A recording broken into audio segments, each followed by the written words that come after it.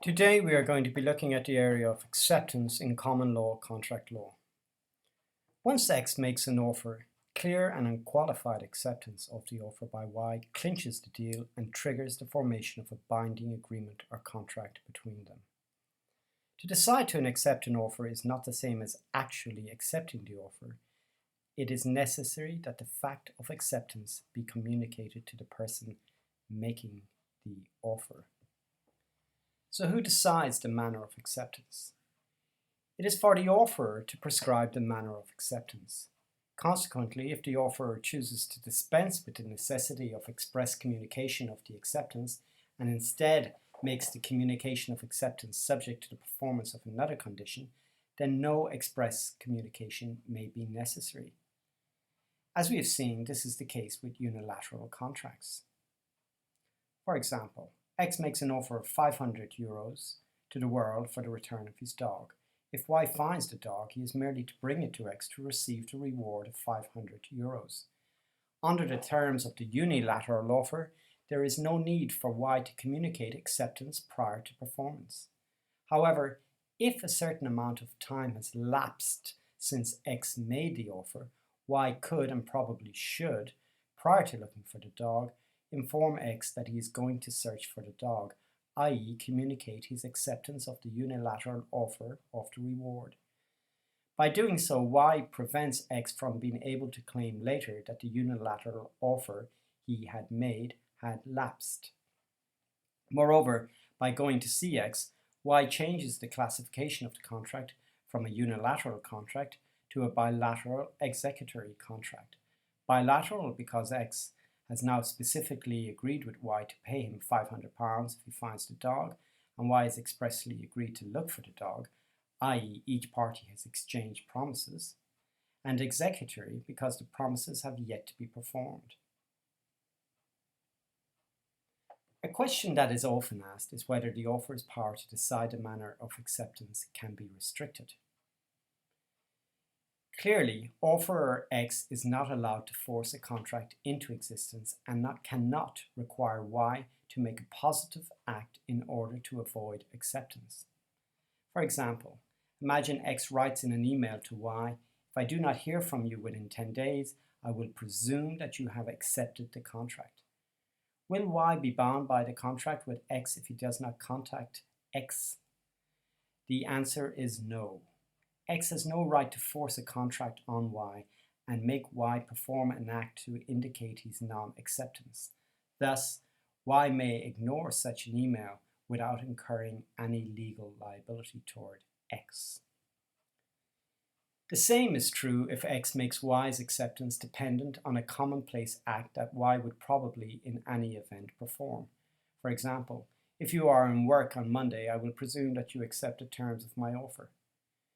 X is clearly not allowed to interfere with Y's liberty of movement, as such a situation would be absurd. Let's look at the example of Feldhaus and Bindley. In this case, an uncle agreed to buy a horse from his nephew. However, there was a misunderstanding as to the price at which the horse was to be sold. The uncle had thought the price was £30 and the nephew 30 guineas. The uncle wrote to the nephew suggesting that they split the difference, saying that if I hear no more about it, I will consider the horse mine at £30 and 15 shillings. The nephew did not answer the uncle, and later the courts were asked to decide who owned the horse and whether the silence of the nephew amounted to acceptance of the uncle's offer to buy the horse at the price of £30 and 50 shillings. The court held there was no contract for the sale of the horse to the uncle because the nephew did not communicate his acceptance. For the court, the nephew's silence did not amount to acceptance. So what is the situation as regards contracts made through the post? Frequently, contracts are negotiated over the phone or by email, and later the actual contract is sent through the post. This can lead to difficulties as one of the parties to the contract may change their mind while the contract agreement is in the actual post. Partly as a way to deal with this situation, the courts developed the postal rule in Adams and Linsell.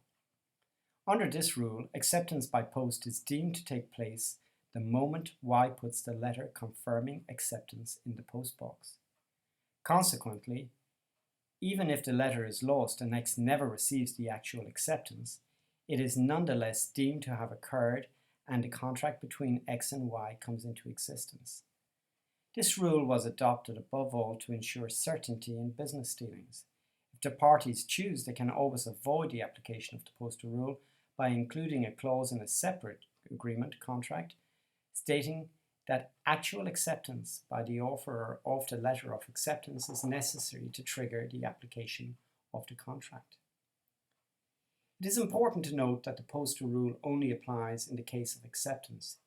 If X wishes to revoke an offer he has made and chooses to do so by post, revocation is deemed to occur not at the moment the revocation is posted, as it would in the case of the postal rule, but at the actual moment Y receives the revocation. So does the postal rule apply to modern forms of communication? If the contract is concluded by fax, email, or telex, the postal rule does not apply. Thus, it is not at the moment of sending that acceptance is considered to occur, but at the moment of receipt. In the case of these forms of communication, the transmission of the information is nearly instantaneous, and normally the sender of a fax or an email has the facility to know whether receipt has occurred or not. Of course, the problem still remains as to what precise time reception occurs. If X sends a fax to Y at 9 p.m. on a Friday evening, the fax machine will accept the document sent and print it out, but Y will not actually receive the document itself until he turns up for work on Monday morning. It appears that the courts have not adopted any specific rule for cases of this nature, considering in Brinkebon and Stahig-Stahl that no universal rule can be developed for all such cases. They must be resolved by reference to the intentions of the parties and by sound business practice. Now we have to ask, when is acceptance good acceptance? Acceptance must be clear and unqualified. As we have seen, an offer is deemed to come to an end either when the offerer revokes it or the offeree rejects the offer. On the occurrence of either of these two events, the offerer is free to make new offers that may be accepted or rejected in turn by those to whom they are addressed. Thus, if X offers to sell his house at 5 Remington Avenue, and Y by mistake accepts to buy his house at 6 and not 5 Remington Avenue, then the acceptance by Y is not valid, as Y did not specifically agree to X's offer, which concerned 5 Remington Avenue.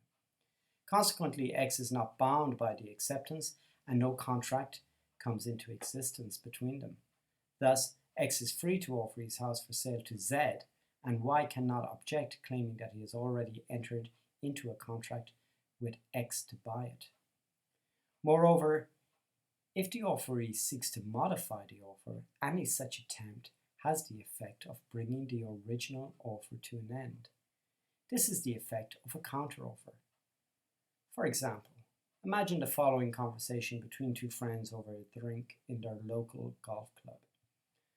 Hi Bob, I heard you were looking for a summer house in the south of France. Yes, I'm thinking of retiring there next year. Yes, it's really lovely down there. I have a house near Biarritz. Near Biarritz. But that is exactly where I want to retire to. I don't suppose you are selling it. As a matter of fact, I am. What's the price? Well, the auctioneer has priced it at 220,000 euros, but if you are interested, I could sell it to you for 200,000 euros. Is that an offer? Yes, I'm offering to sell you the house for 2,000 euros, 200,000 euros. It's a little bit expensive. I could pay you 190,000 euros. No, sorry, old chap, I'm not in the charity business. Okay, I accept your original offer of 200,000 euros. Well, now that I think about it, 200,000 euros is a bit cheap. I will let you have it for 210,000 euros. No, I've accepted your offer for 200,000 euros, so now we are bound by the agreement. If you don't sell me the house, I will sue you. Now slow down, old chap. Bob later brings Harry to court claiming that Harry made him an offer to sell the house at €200,000 and that he accepted it, and that as a result there is a binding agreement between them. What would the court say? Effectively, what occurred is that X offered to sell his house to Y for €200,000 and that Y said he would be willing to pay X €190,000. By doing so, Y, or Bob, has in fact made a counteroffer that X, Harry, was then free to accept or reject, and he chose to reject it.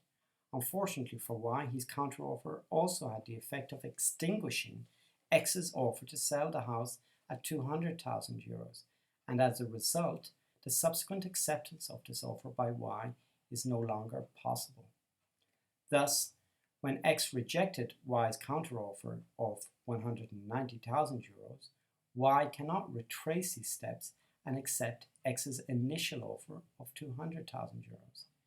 In fact, what Y considers to be his acceptance is in fact a fresh offer to buy the house for €200,000, which X is free to accept or not. Thus Bob would lose the action and Harry would not have to sell him the house at €200,000. Is a request for information a counteroffer? It is important to distinguish between a counteroffer and an inquiry for information. A request for information is not a counteroffer and thus does not affect the status of the offer.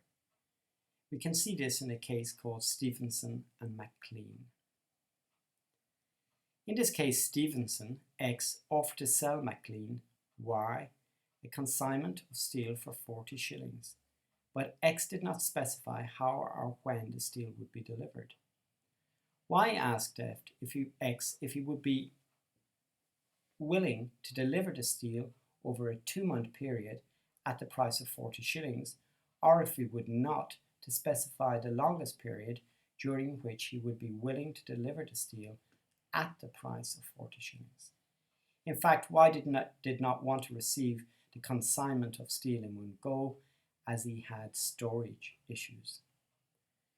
X later claimed that Y's request for information amounted to a counteroffer and that consequently he was not bound by his offer and Y's later acceptance. The court considered that Y had merely made a request for information that left X's original offer intact. In the opinion of the court, a counteroffer can be distinguished from a request for information, as a counteroffer rejects the initial offer by suggesting something in its place. Requests for information seeking to clarify and not to contradict the initial offer have no negative effect on the contract formation process as a result. We hope you enjoyed this introduction to the area of acceptance in common law contract law.